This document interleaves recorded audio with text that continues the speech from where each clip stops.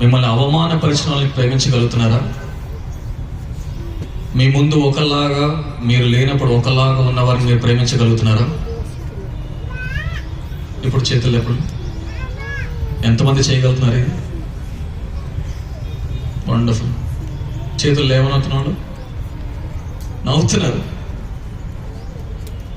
ఆత్మఫలాల గురించి మాట్లాడుతున్నాం, ఎందుకంటే మనం దేవుని కుమారులని పిలువబడుతున్నాం. దేవుని కుమారులని పిలువబడుతున్నాడు, అదొక పెద్ద పేరు. ఎస్టాబ్లిష్ చేసాడు దేవుడు, ఇలా నా కుమారులు రా మీరు, నా కుమార్తెలు రా మీరు అని అన్నప్పుడు ఆత్మఫలములు ప్రేమ, సంతోషము. ప్రతి విషయంలో మనం సంతోషం కలిగి ఉంటున్నామా? మనకు మేలు జరిగినప్పుడే సంతోషం కలిగి ఉన్నామా? లేకపోతే మనకి మేలు జరగకపోయినా మనం సంతోషించి దేవుని కీర్తిస్తున్నామా?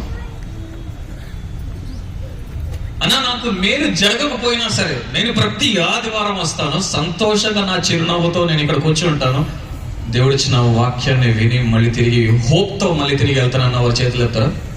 ఇది చూడండి, ఎంత సంతోషం. వండర్ఫుల్. మనము ఈ నూతన సంవత్సరంలో మరింతగా, ఎంతగా అంటే